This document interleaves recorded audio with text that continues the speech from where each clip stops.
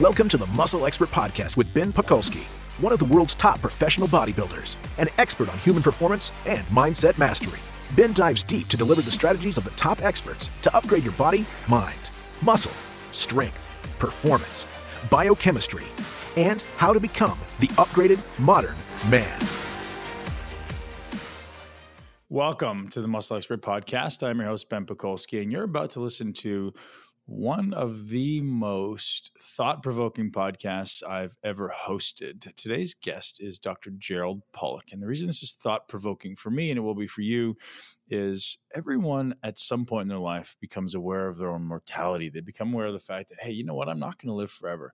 I better start paying attention to things. And speaking for myself as a man, 37 years old, I want to live a long time. And there's certain things you can begin to do to pay attention to your health, to pay attention to living an optimal, vigorous, and rigorous life.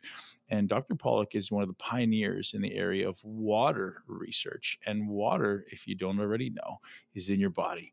And it's prevalent in your body. And it's not just any type of water in your body. It's something called the fourth phase of water, or structured water, also known as EZ water. And Dr. Pollack will tell you all about those things. But here's why you care. When your body is functioning optimally, when you're born, when you're young, you have really high amounts of structured water. And as we age, as we start to lose our health, we start to diminish in that structured water. And Dr. Pollack suggests that there's some really interesting research about as we improve our health, structured water can go up. And if we do take on mechanisms and methods to increase our structured water, we can actually improve our health and our vitality and decrease the incidence of disease. Now, obviously, we don't have 100% valid proof behind all these things, but he makes a pretty logical argument as to why human beings are electrical beings. We know this. We're negatively charged beings. And as our negative charge starts to diminish, guess what happens? Our disease state goes up. So Dr. Pollack is absolutely brilliant. He may be one of the most brilliant men in all of science, and he travels all around the world teaching, academics, every top university in the world, teaching everybody. And this is an incredible conversation. It's literally just a download of his brain, which you guys know I love. You ask him one question, and he talks so passionately for such a long time about his work with structured water. So without further ado, I will stop rambling and I will let you guys enjoy this incredible discussion about, truthfully, how to live your greatest life in your greatest body. Enjoy the show. So I'd love for you to begin to explain the fourth phase of water. So I've done quite a bit of research, obviously not anywhere near to your level, but I'd love to begin to understand and let our audience understand, first of all, what the fourth phase of water is and why we should be paying attention to it. Okay, well, let me start from 100 years ago. 100 years ago, a famous colloid chemist named Sir William Hardy, and he's got a Sir before his name, so we have to take him seriously. It must be an important guy, and indeed he was. And he exclaimed that there's a real problem with water, and the problem is that we know there are three phases of water: solid, liquid, and vapor. And he said, with this understanding of water, we can't explain a lot of properties of water. So even today, if you look at certain websites, you find a list of anomalies of water. Anomalies. So what are anomalies? Anomalies are features that simply don't fit the paradigm. And he said, there should be a fourth phase of water, not just the three that we know of. He said there should be something somewhere in between a solid and a liquid. So the idea, and this is indeed what we found, the idea that there might be a fourth phase of water has actually been around for a long time. And one of the major proponents who in fact influenced me greatly is a fellow named Gilbert Ling, L-I-N-G. Gilbert is now 99 years old, still alive and kicking. Bless him. And by now he's written perhaps 7 books on the subject. And the subject is, he doesn't call it a fourth phase of water. He calls it structured water, a different kind of water. And this water is like a liquid crystal. That is, it has features of a liquid and it has features of a solid, and that is the molecules of water are actually organized in a certain way. So when you drink a cup of water for hydration, when you drink it, the water consists of a lot of molecules, H2O molecules, and the molecules are randomly organized, and they're flipping around at a humongous number of times each second. And this is the current idea of the structure of liquid water. But this fourth phase of water, and again, this is not what Ling was talking about in terms of the nomenclature, but it's essentially the same. And the idea is that inside all of our cells, the water is not like water in a glass. It's actually structured in this way. So he calls it structured water. And he's not the only one. The famous scientist, the father of modern biochemistry, Albert St. Georgi, who discovered vitamin C and studied muscles and studied cancer and studied electrons and such. He was practically everyone's hero. And one of his famous sayings is that life is water dancing to the tune of solids. So he knew that water was absolutely central for everything in life.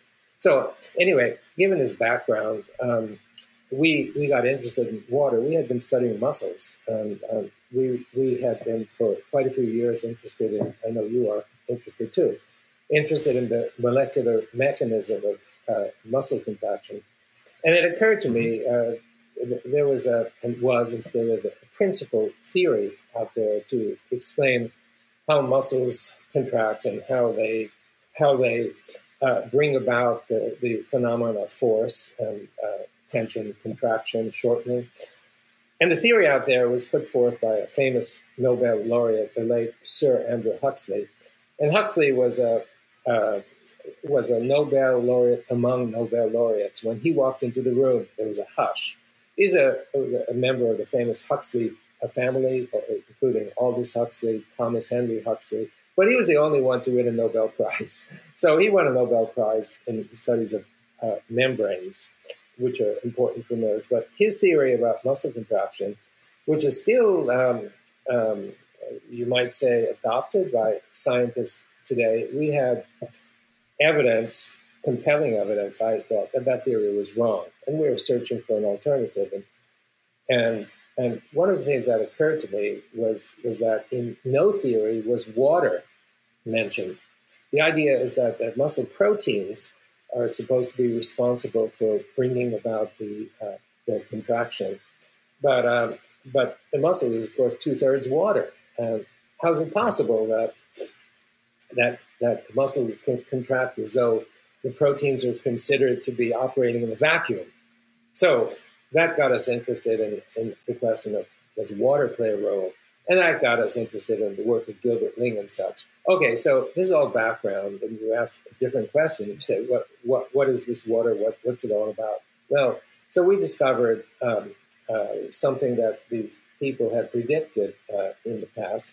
We discovered with clear evidence that there is a fourth phase of water. And so what's the fourth phase of water? And by the way, just parenthetically, this is the water that fills our bodies. So it's pretty important.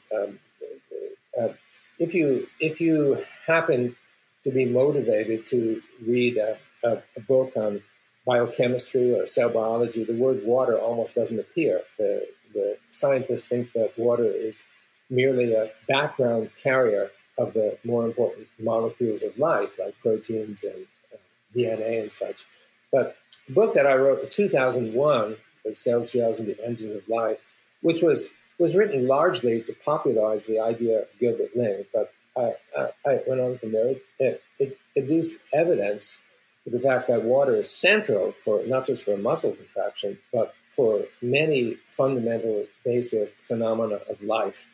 It's necessary. It's an active participant in everything the body does. So, having written this book, we were extremely motivated to do experiments to figure out more about this kind of water, and that's where it all started. So let me tell you the properties of this water, because in order to understand body function, if water is so critical to body function as we've suggested, you need to know something about the water.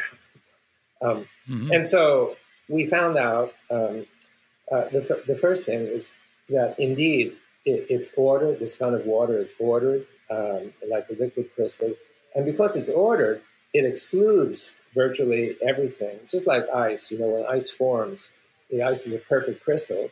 And in order to be a perfect crystal, it can't have any impurities in it. So it pushes out all of the molecules, extraneous molecules, as it forms. And this fourth phase is just like that. And so we actually called it early on, we called it exclusion zone because it excludes. It seemed a logical and natural name for it. And it's really convenient because exclusion zone, EZ, is easy to remember. Right. But it doesn't work all over because in most countries, instead of Z, it's Z. So you have EZ water. And so anyway, we call it fourth phase EZ, and I refer to it either as fourth phase or EZ or exclusion zone water. But then we investigated further to find out its properties. So we found that this stuff grows from water. You take ordinary water, and when the water meets a surface, and it has to be a hydrophilic, that is a water-loving surface. And these are the kinds of surfaces, of course, chemists know this well, kind of surface where you have a surface and you put water and the water spreads out, unlike like a Teflon surface, which is hydrophobic, where if you put the water on the surface, it beads up. It's water-hating, hydrophilic, water hydrophobic. So you have hydrophilic surfaces. Yeah. Most, not all, surfaces have this kind of water. So whenever you have a hydrophilic surface and the cell is filled with hydrophilic surfaces, when the water meets the surface, it converts from ordinary water to this fourth phase or EZ water. And I'll just mention a couple of features that are critical to our life and to our function. The first is, well, maybe three. There's a lot of it. It's not just a single molecular layer. It can build enormously, many, many layers extending out. So we found in our studies that it can grow to, for example, up to, in fact, millions of molecular layers from that nucleating surface. So there's a lot of it. The second is not neutral. It's got negative charge.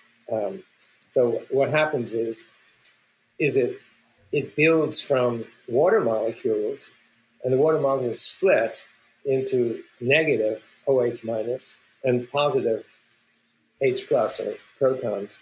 And these negative ones build on that nucleating surface, the hydrophilic surface that I mentioned. And so they build layer by layer, and it keeps growing to quite a large extent. And the third point is the energy that's required. So you can't get something for nothing. And scientists know that if you want to create order out of chaos, if you want to create structured water from randomly organized molecules, you need energy. And it really intrigued us for quite a few years. Now, where on earth does this energy come from? And we scratched our collective heads, and we couldn't figure it out. And finally, a very simple experiment from an undergraduate student who was volunteering to work in the lab. What he did was he took a lamp, a gooseneck lamp, and it was sitting next to the experimental chamber. And he took the lamp and he shined it on the chamber, and we looked in the microscope, and we could see that the exclusion zone was growing. And he took the lamp away, and it receded. And so it did take a genius to figure out that it looks like that light, photons are supplying the energy for the buildup of this kind of water. And then we did real experiments, and we found that light has different wavelengths, and light or electromagnetic energy, if they're interchangeable, extends over a really broad array of wavelengths, of which visible light is just a very narrow part of the spectrum. So we studied visible light, we also studied infrared light, and we studied ultraviolet light, and we found that one particular wavelength in infrared was especially effective at building this. And it's not so interesting for people who out of the field, but it's 3 micrometer wavelength into the infrared. And I guess I should just make one more point about that, and that is that the infrared energy is freely available. So if in your studio, if we were to turn out all the lights, and I whipped out my camera, I'd see nothing. But if I whipped out my infrared camera, that is, has a sensor that's sensitive not to visible light, but infrared light, I get a beautiful image of you, your beard, your headphone, and the brick wall that's behind you. And the reason for that is that everything is generating infrared energy. And so that is the end. It's free, it's there, it's natural, and it's available. And that is the energy that builds this 4th phase water. So we have a system where whenever you have an appropriate hydrophilic surface sitting next to water, that's all over your body, and whenever you have energy, infrared energy, and that's all over the place, even comes from metabolic reactions inside your body, which generate heat, and heat is essentially equivalent to infrared energy. You've got all the ingredients to make up this so-called structured 4th phase easy water, and your body is full of it. And we established earlier that you need this water in order to function properly. If one of your organs doesn't have it, it won't function properly, like muscles, for example.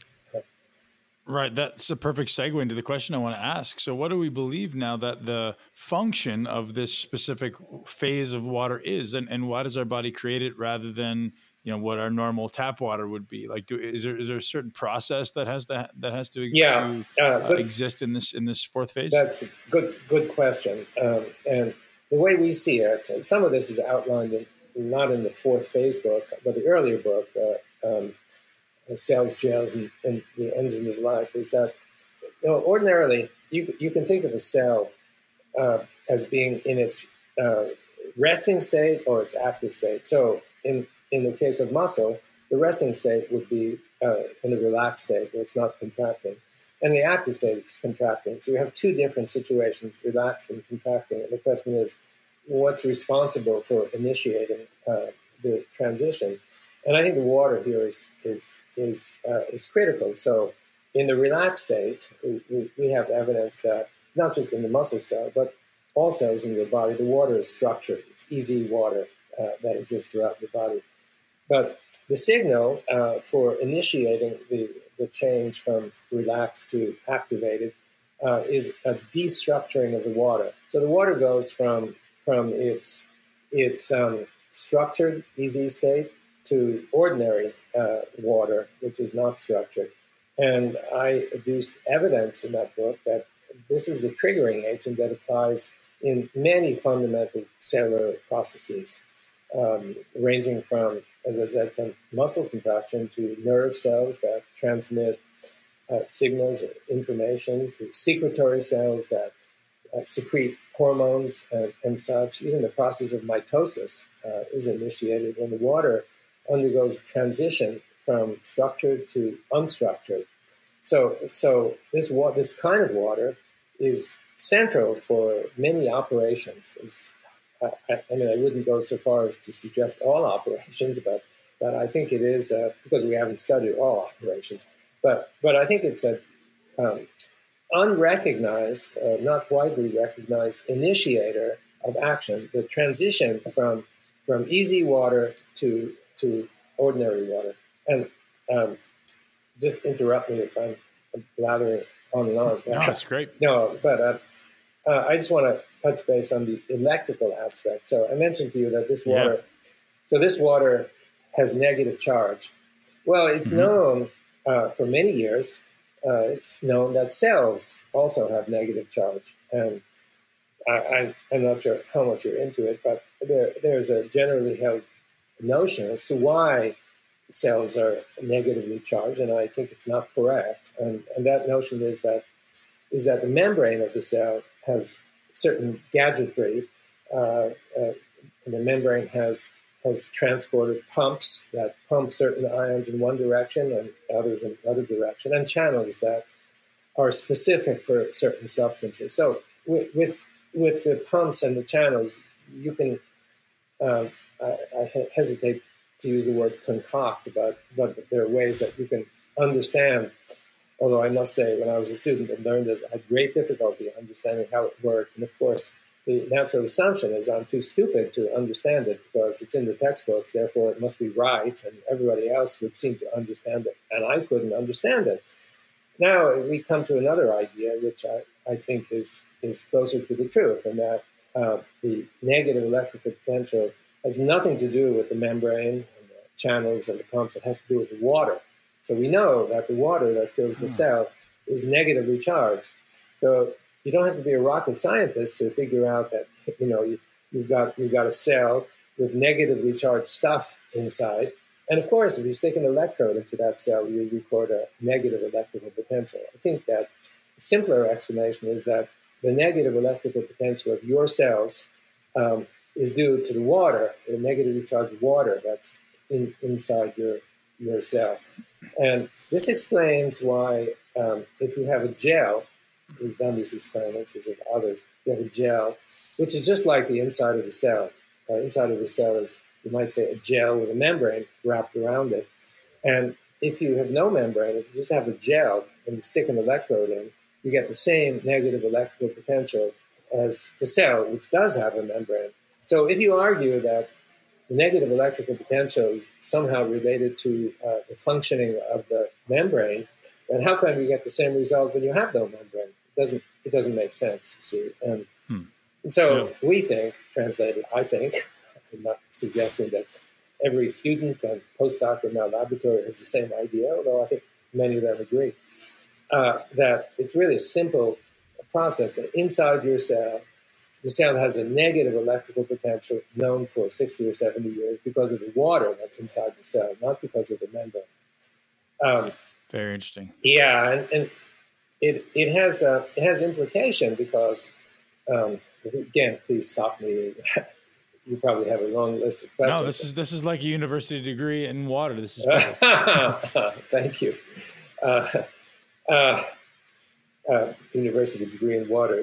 There should be such a thing, but at least at our university, University of Washington in Seattle, it's a major institution, but there's no course in water, at least that I know of. The only one that's given is a course that I give to students. It's called Doing Science, and it's more than water, although there are some sessions that are related to water, and I teach them the stuff that we're talking about right now, and they seem quite interested in the subject. But the course is more a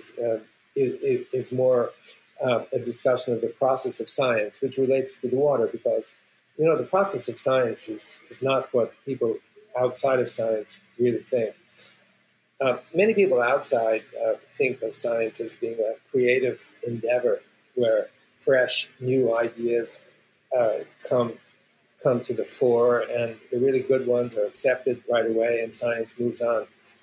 It doesn't operate that way right now, and the way it operates, having had a lot of experience in it, the way it operates is it's actually rather conservative, and new ideas that come around tend to threaten the people whose views are more sort of traditional. I saw this first in the field of muscle contraction, which I was for many years, and I thought that this mode of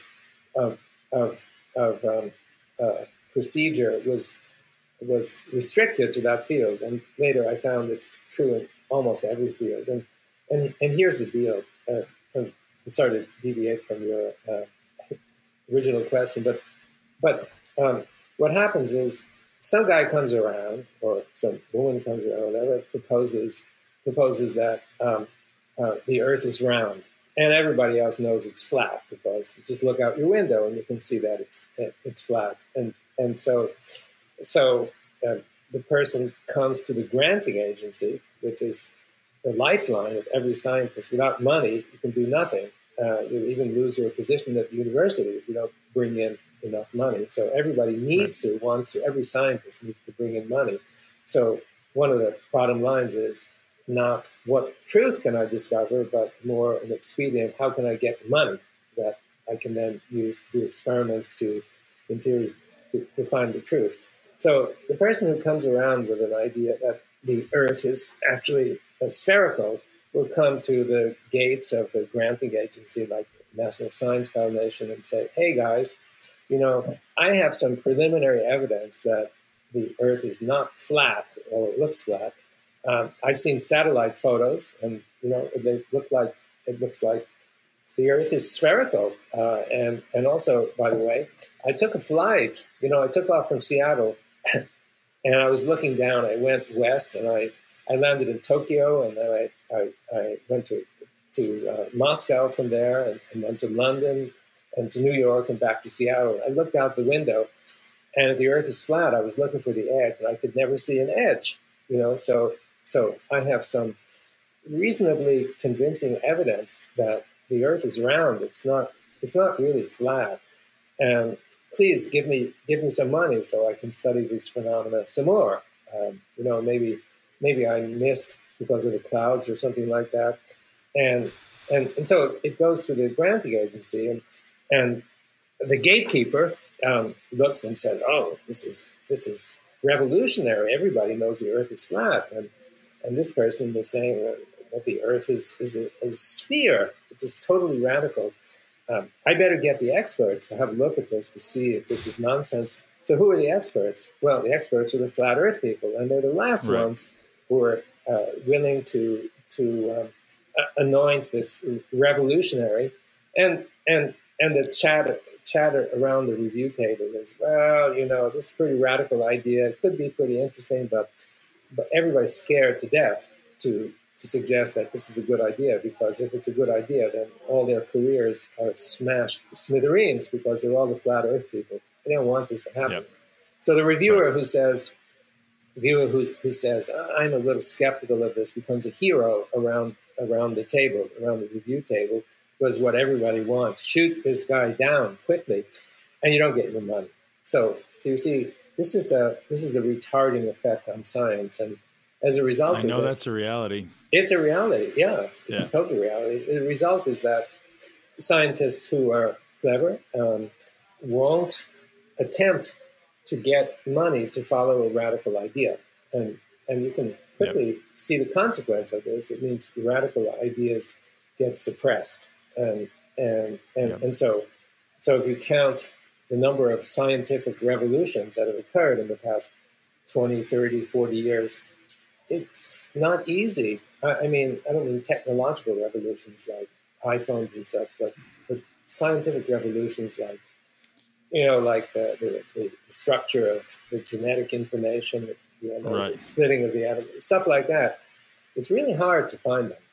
You see lots of... I agree. And I tell people this all the time. It's just this self-perpetuating circle of people who just want to validate each other's opinion rather than question, the legitimacy of each other's opinion. That's the reality in science. And I tell people that all the time is, it's fortunate and unfortunate because, we know there's a lot of brilliant minds in science, but they're so restricted in this little box of like, hey, if you're not validating something that already exists, you're not going to get funded. And it's really unfortunate because, like you said, we could move so much faster if people had funding. We live that in reality in the muscle building space. I have a lot of friends who research in the muscle building and performance space and can't get funding. And if we could, we could move so much faster and understand the body so much more extensively. But now we're just so limited by these bottlenecks of like, if it's not already, proven, we just have literally people proving the same thing over and over and over again in different ways, which doesn't move us forward. No, it doesn't move us forward. And the proofs that you're talking about are not necessarily proofs. It's considered to be, how should I say, positive event in one's life to be able to confirm what everybody else believes. But sometimes the attempts at proving are not necessarily valid. There's such a strong motivation to go ahead and prove if you could ever prove someone's theory, that sometimes the proofs leave something to be desired. We actually which is why I was so intrigued and inspired by what you're teaching, and obviously maybe it's Dr. Ling's discovery, whoever discovery it was. This idea of the fourth phase of water is truthfully revolutionary. And I think the implications are massive because as I've come to learn, this is something that's very, very prevalent in healthy people. And maybe as we age, it starts to degrade or what's prevalent? We don't have as much. Sorry, I didn't. What's prevalent? Structured water. Oh, yeah, structured water. Totally. So it's, it seems as though, and tell me if I'm wrong, that as we age, it starts to become less and less in the human body, or is it something like that's just always there, or as we age, do we get less? We get less. That's a really good point. So everybody knows. Many people know that as you get older, the percentage of water inside your body diminishes. So what? Yeah, why is that? Well, I'll suggest in a moment. Please remind me if I don't, because sometimes I go off on tangents and forget where we were. But so someone who's born will be at time of birth 85-90% water by volume, and when you get to my age with gray hair that's vanishing, we're way down to maybe 65% or something like that. So older people are less hydrated. Now, what does hydrated mean? Well, hydrated means easy water, because your body is filled with easy water. The reason it's filled with easy water is that inside every cell, there's a matrix of solids, macromolecules, and these molecules are mostly on their surfaces hydrophilic, and so they will naturally grow this kind of easy water. So your cell is filled with easy water, and you stick the electrode in, and you measure the amount of easy water by measuring the electrical potential. As I said, two are one gives rise to the other. And so it turns out that if you make measurements of cells that are pathological, okay, healthy cells give you an electrical potential, depending on the cell, anywhere between -60, -70, -80, -90 millivolts. But cells that are pathological, like cancer cells, for example, I've seen reports on pathological kidney cells, the negative electrical potential is reduced to something like 10 or 15 millivolts negative instead of 60 or 70 millivolts negative. And that is a reflection of diminished easy water. So as you get older, you have less easy water, you're less hydrated, you're only 65% water. And when you have a pathology, whether it's a long-term pathology or a short-term pathology, often, I can't say always because I don't know, often there will be a diminution of electrical potential, which from what we know translates to not enough easy water. So the bottom line is easy water is necessary for function in your cell. Easy water surrounds every protein. And when you think about function resides in the transition of the proteins from an extended state, sticking like this, to some sort of folded state, unfolded to folded. But it does this in its natural environment, is an environment where it's surrounded by easy water. You're born that way. You've got lots of easy water. And that, as I said, that easy water melts away and allows for the folding. And then as it unfolds because the easy water builds up again. So the easy water is critical for function in every cell. As you get older, you have less easy water but the evidence is that you're 65% water instead of 85% water. And I think the question you were asking was, why is that? And maybe what could you do to reverse it? So the question why is, the answer is unknown, but I can certainly speculate. In order for the easy water to grow, remember it grows next to surfaces, hydrophilic surfaces. Natural surfaces, you might say, are, I hesitate to use the word design, but because that's not what I really mean, but the charges on the surface are organized in such a way as to allow the buildup of easy water layers next to it.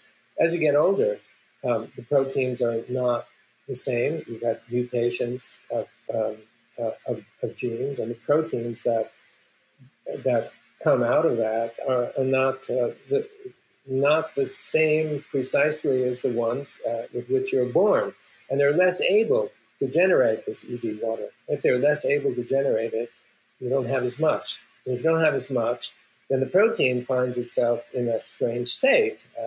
It expects the usual easy water, but you got less of it. It's patchy, it's thinner, and so the proteins can misfold. Misfold means they don't function properly, which means in a muscle cell, for example, that the muscle is not contracting as well as it ought to be contracting. So this happens with as age progresses, and ultimately, you got not much of this stuff, and you're losing function. You're losing in muscles. You lose muscle function, and brains. You lose brain function. You can't remember as well. You get confused. You lose your balance and such. And I think that a very major component of this is that the proteins are changing their structure because of mutations and that occur naturally, and therefore the ability to structure the water, to fill the cell with easy water, structured water, is diminished with age, and ultimately you die. You're one cell or another that's critical for life. It can't function, and one possibility is because it's so dehydrated or devoid of structured water that it can't function anymore. Hey, I interrupt the podcast to bring you a message about blueberries. You guys know my infatuation with blueberries is real. Why?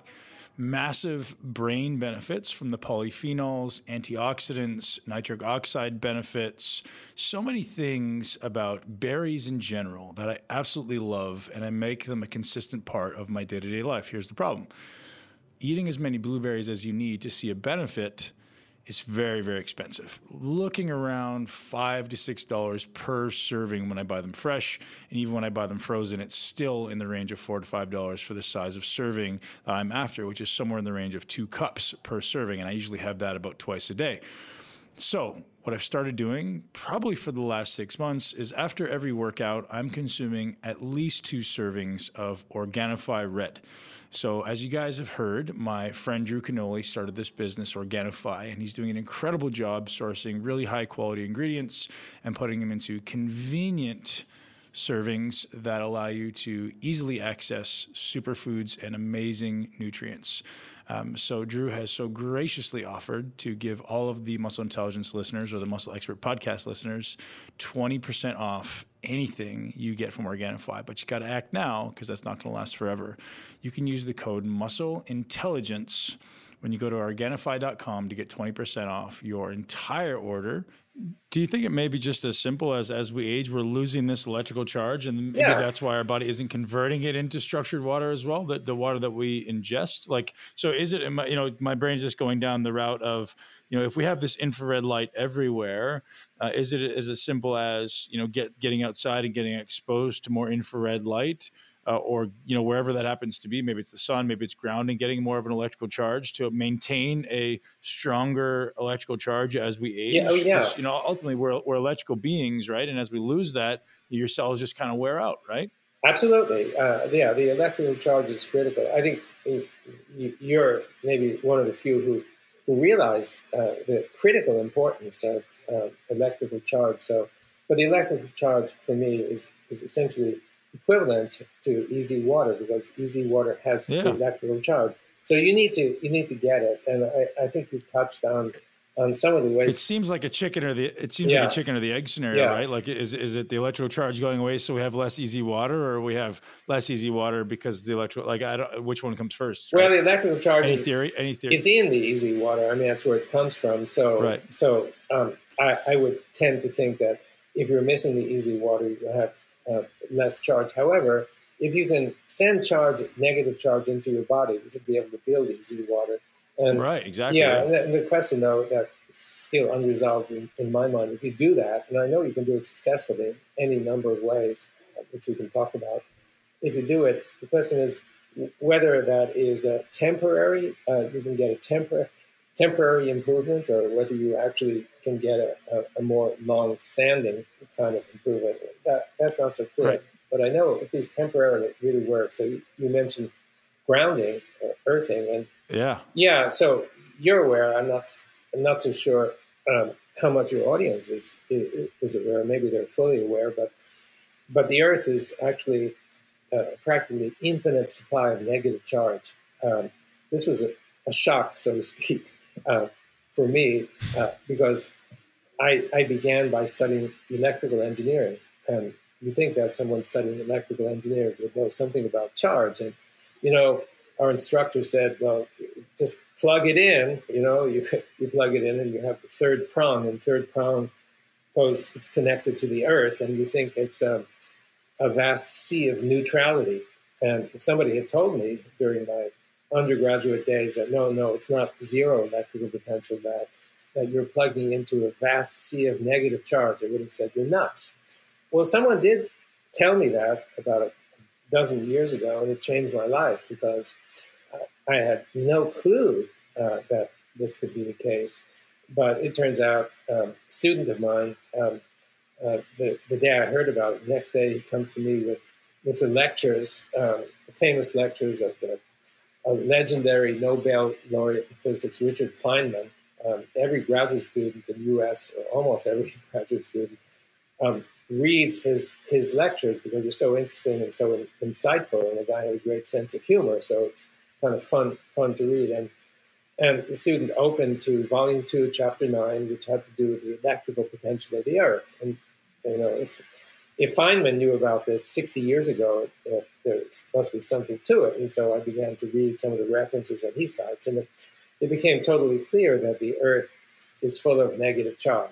The reasons are not yet clear, but we have some ideas. There's a general sense that it might have something to do with lightning. I'm not so sure about that. But anyway, it's a fact. The Earth is full of negative charge. So if you walk barefoot on the beach, or you put yourself in a hole full of mud or something, you're connecting yourself electrically to the Earth. And if you're missing some of that negative charge, which is expressed in terms of easy water, what your body does is it sops up that negative charge from the Earth. And that negative charge helps to build easy water. We did experiments with that. We passed negative charge into the water, and we could see right around the site of passage of negative charge, easy water builds. See, so we know that experimentally that this is confirmed. And since negative charge builds easy water, and easy water is critical for function, it makes sense to us why people confirm that grounding themselves, earthing themselves, is good for health. Many people report that. There's extensive literature on the subject. Do you think it's a modern issue that we are losing our charge as we age? Because, historically, I'm going to presume that human beings had been much more connected with the Earth. They probably slept on the ground. They probably were outside all day. Do you think it's become more of a modern issue that we're losing this easy water as we age? Or would that have been something that we would have experienced thousands of years ago as well? Because obviously people died much earlier previously for different reasons altogether. So do you think now, it's a kind of an ailment of technology that, we're living inside homes with electricity and computers everywhere? Is that something that's causing us to lose our charge? I think it's definitely plausible. We walk on the Earth. Previously, walking on the Earth meant walking either barefoot or with some sort of natural kind of a cover, and that way you're connected electrically to the Earth. But right now, the shoes that we wear insulate us from the Earth. Rubber, yep. And some of the companies who deal with earthing, grounding, they make some metallic plugs that are put into the soles of your shoes so that every step you take, your feet are actually connected to the Earth. I don't know if that solves the problem, but it's an interesting approach. And right. A friend told me a story about George Washington, that George Washington always had his personal physician with him wherever he traveled. And so one day he was traveling somewhere and he wasn't feeling well. He asked his personal physician, "What should I do?" And the physician said, "Hug a tree." So he put his arms around the tree. And indeed, after a short time, he felt better. But this is a variant on earthing, because what you're doing when you're connecting yourself to the tree is you're connecting yourself to the earth. And the tree itself, in fact, plants have more negativity, it seems, from measurements than do animals. So normally our cells might be minus 60, 70 millivolts. Often in the tree or plants are minus 200 millivolts. So if you hug a tree, you're getting more negativity that should be seeping into your body. And it's understandable if the negativity increases the amount of easy water wherever, you should feel better. Hey, I interrupt the podcast with Dr. Gerald Pollack to give a shout out to NanoVi. NanoVi technology is something that I have personally, and I use literally daily, or as often as I possibly can, sometimes multiple times daily. And it's a way to produce structured water with vapor. Now, what an incredible technology invented by Hans and Rowena Gates, Hans Eng and Rowena Gates, two people who have become friends of mine. Absolutely incredible technology. And now you guys know there's a lot of different ways, as Dr. Pollack mentions in the podcast, to get out there and have your body producing more structured water, creating more negative charge, getting in touch with the earth, getting out there and getting some sun, getting some infrared saunas. And this NanoVi is a really, really cool opportunity to increase structured water in my body. So my subjective opinion or my subjective experience has been, if I do between 30 and 60 minutes at night, I improve my sleep. I wake up in the morning, feel completely rejuvenated and regenerated. And as I say, these guys are not a sponsor of the podcast, but it's such an awesome technology that I wanted to bring you guys some awareness. So what I'm going to do is I'm going to link to this directly in the show notes. And if NanoVi is so gracious as to give us a discount for this, I'm definitely going to hook you guys up. So check out the show notes from this episode. And if you're interested, this is definitely a technology that I recommend you guys check out. If you're ever in Tampa at the MI4 gym, you can come try mine. Have a great day. Enjoy the rest of the show. So this is an argument then for, vegetables as being, I believe they're most dominant in structured water. And this would be an argument as to why vegetables, perhaps raw vegetables, may actually advocate health, in your opinion. In my opinion, yes. Of course, we haven't done experiments, but I'm in touch with many people who do so-called alternative medicine, which to me is kind of a thinking medicine, because they're trying to figure out what's really going on rather than to cover up or take care of the pains or symptoms. And right. And so some of these people, what they advocate for a patient who walks into their office, no matter what the problem, some of these people advocate juicing. So what's juicing? So you take the green plants and you squeeze the juice out of them. So what's the juice that you're squeezing? It's the juice. It's the structured water. The structured water from inside the cell. So you're basically drinking structured water. And if you drink structured water, it seems logical that it can replace the structured water that's missing from wherever in the body that is missing.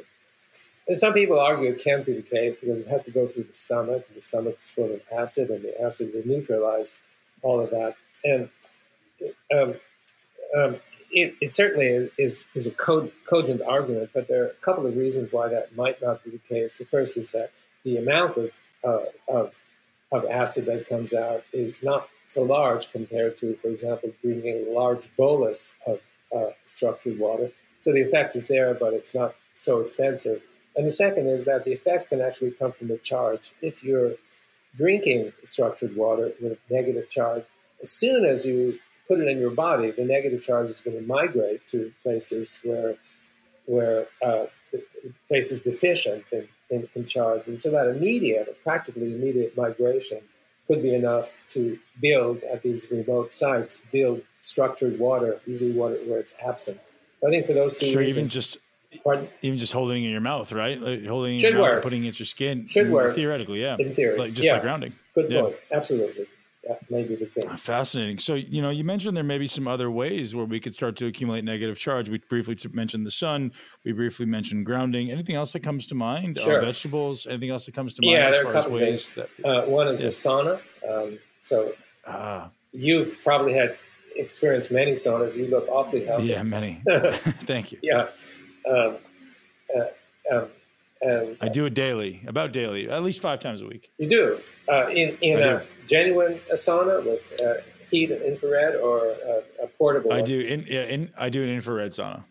Infrared. Yeah, But and I also do UV or infrared light. So I have a Juve light, which is a big red spectrum light that I shine directly into my sauna yeah. while I'm in the sauna.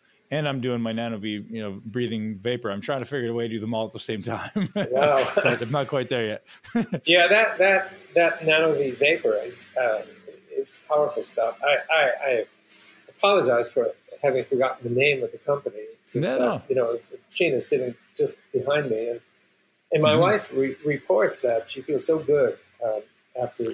I'll tell you what, I sleep like a champ. I did it last night. I did it for an hour. So sitting at my desk, actually watching one of your videos, and I was listening to I was breathing NanoVi, and I slept last night. I slept way longer. I woke up this morning just with this incredible feeling of vitality and Did energy you? that, Wow. like, truthfully, yeah. Like, I'm like, gosh, I don't need coffee. I don't need water. Like, I feel like I'm ready to take on the whole world. And I felt that way the whole day. It's now 2 p.m. and I've still been fasting and feel incredible. Like, no lack of energy. That's something I'm very blessed to have here in my facility, that, as often as I can put it in front of me, I'm going to use it. Yeah. Okay. Well. Yeah. Sure. Well, Yeah. So if you think about sauna, I think about you said infrared sauna, but all saunas Mm-hmm. are infrared because they produce heat, and when you have heat, you have infrared. The two are practically synonymous. So you go in whether it's dry or a dry sauna, or sauna that's humid. I've been to both, Finland, Russia, and such. And you feel good 20 minutes, 30 minutes afterward. And why do you feel good? So it could be some sort of psychological reaction, but I think it's more than that, because saunas produce infrared. They produce huge amounts of infrared energy, and you absorb that infrared. And as you absorb the infrared energy, it builds easy water. So if you go in with a headache, because your cells, possibly because your cells are deficient in easy water or negative charge, you get the energy from the infrared, and it builds up the easy water, because we found experimentally that infrared energy builds easy water directly. So that would be one explanation. If your muscles are sore, I believe that soreness means that depletion or at least one aspect is depletion of easy water. You absorb the infrared, builds up easy water, and your pain is diminished or gone. So a simple explanation, and it doesn't matter, I guess, whether it's a natural sauna used in Finland, or I think that's where it began, or the infrared lights. You're getting the same result. So that's one additional one additional way to improve your well-being, and I guess you're proof of the pudding, because you do it every day and you look really healthy. So thank you. Yeah. I'm trying. I got to extend my life somehow, right? I got to have a great life. Well, and absolutely fascinating. Yeah. So just one. There are actually a couple of more things. So one of them is some natural herbs.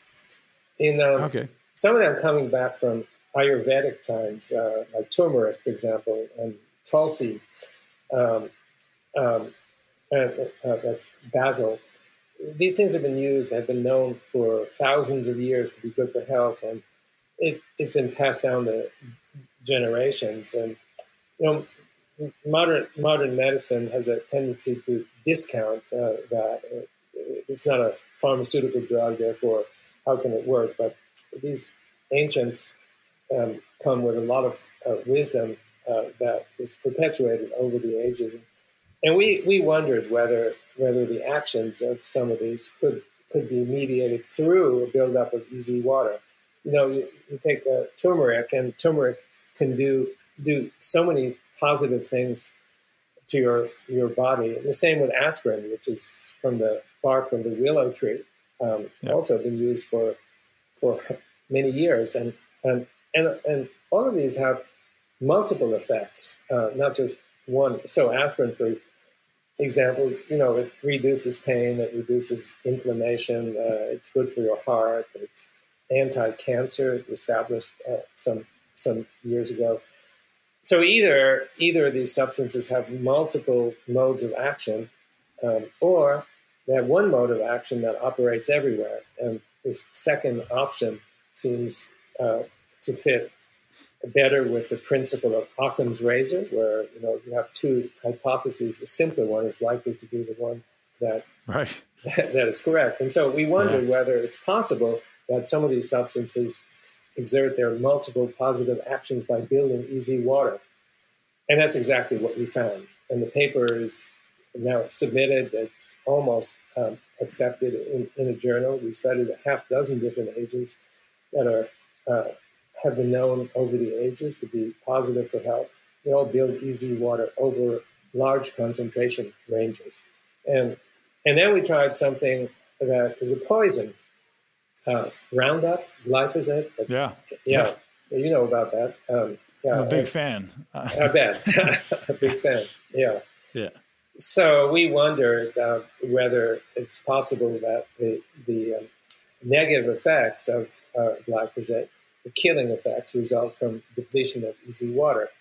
And we don't know that that's the case, but however, we studied the effect of glyphosate on easy buildup, and we found that at all concentrations it diminishes the easy. So it takes away the structured water. And as I've said, if you don't have this water, you can't function. So it's possible that not only glyphosate, but many of the poisons, some of the poisons might exert their effects through a simple mechanism of depletion of easy water. In other words, to summarize the whole thing, it's possible that easy water being so critical for health that increasing easy water will promote anything that increases easy water may promote health and function. Anything that diminishes it will impair health and function. It's a hypothesis. It seems that way. Yeah, we don't know if it's valid, but we continue to test this hypothesis. So far, seems to make a lot of sense, right? It's a lot of logic behind it, for sure. It's a simple explanation, and simplicity has great appeal. So two more real, maybe not simple questions, but two quick questions.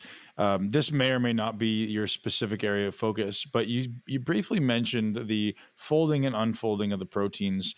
And I think I have an understanding, but I don't want to just graze over that and not give our audience a really good understanding. So obviously the folding of proteins is to do with the replication of DNA, right? So is it the idea that when these proteins are, sorry, go ahead, you tell me. No, the DNA is what's responsible for creating the proteins. The proteins. Yeah, and right. If DNA is impaired through mutations, then the proteins that come out are going to be different in some way. So the proteins are the final expression of the information that's contained in DNA. But get back to your question. Right. Yeah, well, I just want to understand, ultimately, what is this function of folding and unfolding of proteins, and why should average people be concerned about this being affected? Okay, so folding of proteins, it's just basically, it's a movement. It's a transition of a protein from one state to another state. Something moves, something happens. Sure. And this happening is what's responsible for the action of a cell. So maybe your listeners are more familiar with muscle cells than other kinds of cells because of you. I'm not sure, but a muscle cell is a good example. And so how does muscle contract? Well, as I said, there's a theory. I'm not so sure that the theory is valid, although most people in the field think so. But ultimately, it boils down to some action of the proteins and the water. And the proteins go from one state to another state. So, according to the prevailing theory, it's the myosin protein that interacts with the actin protein, and as it does, it undergoes a conformational change. It does something like this. Okay, yep. And so that would be one example of muscle folding, going from a state like this to a state where it's on this, and each protein folds in a much different way. So So the folding of the protein is the essence of the process that happens in a particular cell. In muscle contraction, the contraction is a result of folding of proteins in one way or another. You see, but the point is, the protein doesn't operate in a vacuum. It's surrounded ordinarily by easy water, and so that's its natural state, and it's a familiar state. Without you might think of the easy water and the protein as being knitted together in a way that you can't separate the two of them. So it's the protein plus the easy water that is the functional unit rather than just the protein. That makes perfect sense. Now, is the biggest implication then going to be in muscle cells, or this is obviously in all cells? I just can't. I'm trying to get my head around what the folding process is in cells that aren't muscle cells. Well, yeah. I mean, let's take a secretory cell. Okay. Where you have a substance that's held in a vesicle, in a little compartment, and what happens is that this compartment undergoes a physical change, and that physical change, that the proteins that are inside that compartment, the proteins that, for example, make up the capsule, undergo a transition which opens the capsule and stuff spews out. You see, so that would be another example. That's a perfect example. Yeah. And I'm trying to think of if you think about nerve cells, what really goes on in nerve cells. So there's a transmission of information, and ultimately, if everything stays the same way, nothing happens. So in order for the information to transmit, you need some kind of change, and the change right now is thought to be an opening of channels inside the membrane. Again, I think that is not likely, but something needs to change, and the most likely agent is the proteins. But the proteins are enveloped by easy water, so you can't talk about proteins without talking about the combination of protein and easy water, which together undergo a change which allows the protein to go from one state to another state to get action. Action is really the Understood. So the basic assumption then is if easy water becomes depleted by whatever mechanism, any and all of these functions could become inhibited. So correct. You could So wow, that's massive. I mean, gosh, that it's simple, explains actually. a lot. It's very simple, but it explains a lot, right? It explains a lot of the aging. It explains a lot about decreased function of the nervous system or the muscular system, or maybe decreased function of neurons, or or of the neurotransmitters and things like this. Like, there's a lot of implications there. Totally, absolutely. Yeah, it's so central to everything. As we get older, our functions diminish, and not you, but the rest of us. And it's all over the body. Your muscles don't work as well. Your nerves don't work as well. Your kidneys don't work as well. And many of these may be related to a diminution in the amount of easy water. This is not a common belief. The idea is if your kidney is not functioning properly, it's a kidney problem. And if your brain is not functioning, it's a brain problem. But in all of these cases, it may be a water problem. It may be that we're effectively dehydrated. And that part's known. As we get older, we get dehydrated. We don't feel it, but we need to drink a lot of water to replace what's missing. This is critically important. And whichever, and if you don't have enough of that water, the organ will eventually fail. It starts by not working effectively and ultimately fails. And depending on which organ fails, our life ends. You might say it's an easy water cycle. What an amazing discovery and eye-opening experience, Dr. Pollack. I'm so grateful. I would like to send everyone to understand this information on a deeper level. Can you tell us where people can find you? And I obviously want to give a shout out to your books, and I'll definitely do that and link to those in the podcast. But is there something that you're doing now that is maybe a more up-to-date version of how people can learn from you? Well, you can look at our website. I don't have the URL, but we'll link to it in the show notes. Trevor will link to it. It's easy to find, and that describes some of the things that we're doing. I think the best source is is the book, the Yeah. fourth phase of water, Yep. and also the previous book. But the fourth phase of water really contains the essence of what I've been talking about.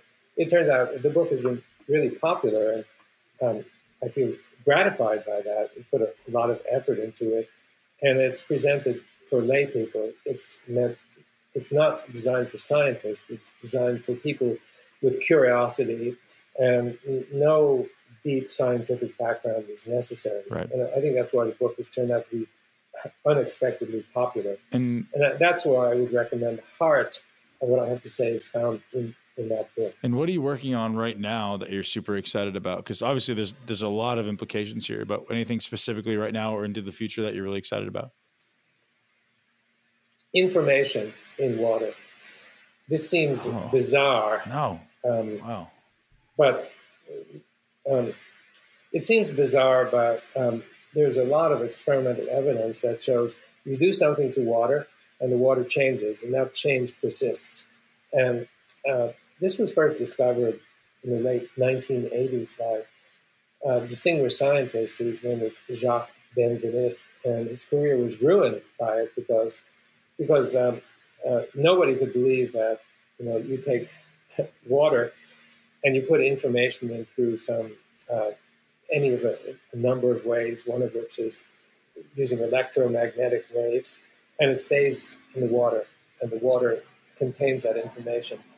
And see, I think then there's the work of the spiritualist Masaru Emoto, who that some of your listeners know. He produced ice crystals, and the quality of the crystal depended on information that is put in. He produced a book that turned out to be a bestseller. Scientists scoff at this sort of thing because it wasn't done with double-blind experiments, with careful statistics and all that stuff.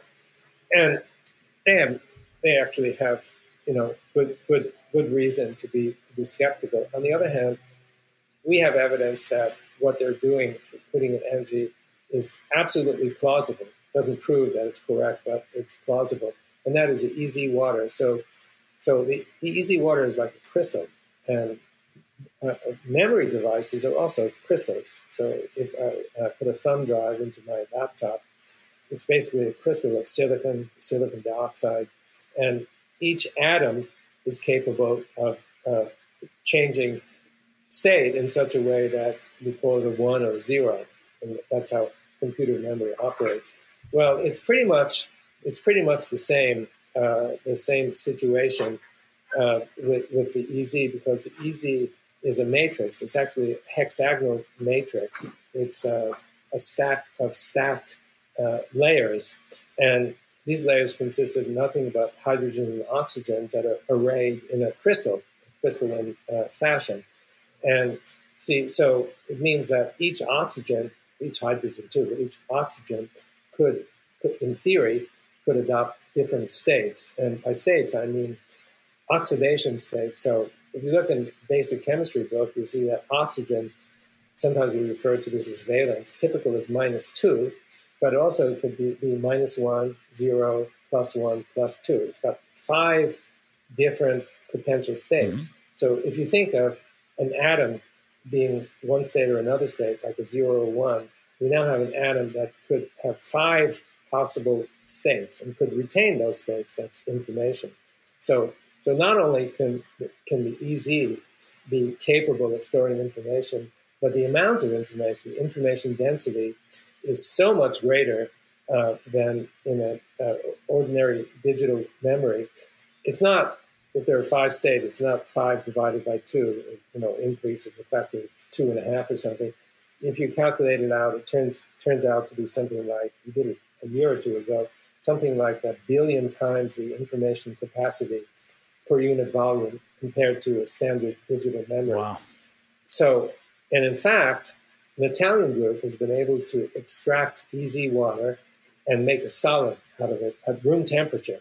So imagine, you've got water that's a solid at room temperature. It's just a different type of water. Right. It's 4th phase water.